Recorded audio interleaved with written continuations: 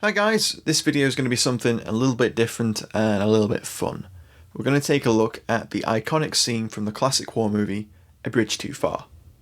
If you haven't seen the movie, it's about Operation Market Garden, and a good portion of it focuses on the men of the 1st Airborne Division, who attempted to capture the bridge at Arnhem. This classic scene has led to a famous line, which if you follow me over on Twitter, you'll know I use whenever I discuss the Projector Infantry anti-tank. The line of course being, "Bring up the PIAT," the command shouted by Anthony Hopkins, portraying Johnny Frost, the commander of 2 Para in Arnhem. Anyway, let's watch the scene. It begins with the besieged men of 2 Para believing that they can hear the approaching relief force. Yeah.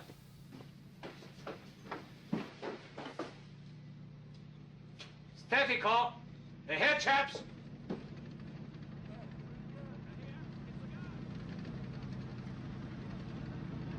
You're late, you lady bastard, but we'll forgive you! That was gracious. But in fact, it's a single German tank crossing the bridge. The tank itself is actually a later Leopard 1, dressed up to look like a Panther. Take cover! Bring up the PIAT!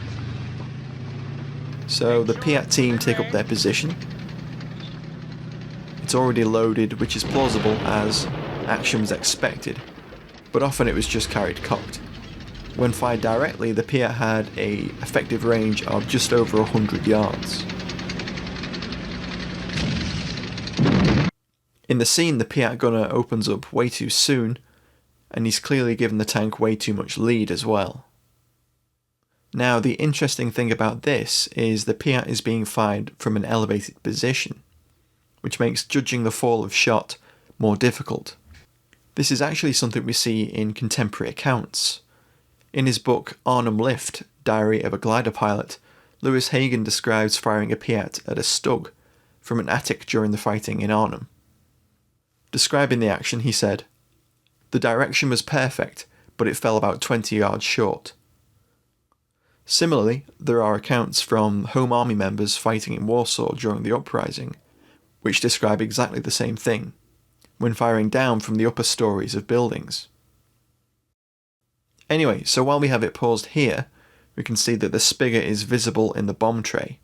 So that means sadly for the PIAT gunner, the PIAT hasn't recocked itself, and he's going to have to manually recock that before he can fire again.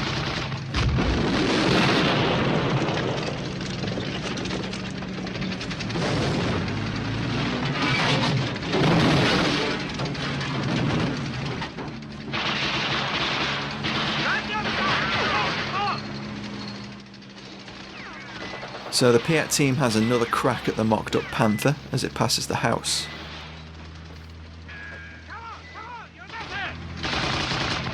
In this shot, the bomb support tray is actually empty, so it looks like this shot was filmed after the next shot when the gunner fires.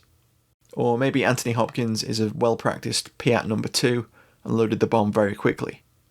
If we pause it again here, we can see that the PIAT bomb in the tray has a red band. The most common rounds had yellow and green or yellow and blue markings with a red ring near the top of the bomb. There's a lot more flash and smoke from the propellant charge in this shot, a little more than we usually see in contemporary footage of PIATs in action. Sadly, the PIAT gunner misses again. This time the bomb lands ahead of the tank. And that isn't surprising. Early reports that I've seen do mention the difficulties of judging distance and lead when firing at a tank which is either moving away or towards the gunner. Let's just watch that again in slow motion. It's actually quite a good representation of the PIAT firing. It even recocks this time, and the recoil actually looks quite authentic.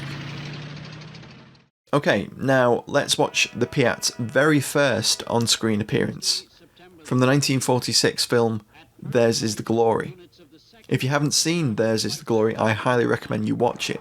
It's a unique film that was filmed entirely on location, with veterans from the battle itself making up most of the cast.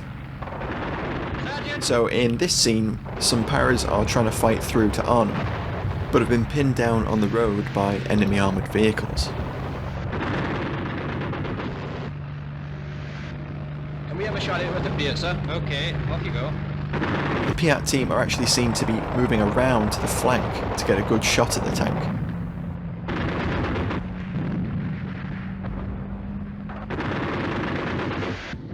short scene gives a good indication of both how the number 2 would load the PIAT and how fast it could be operated. A good team could get off 5 rounds a minute.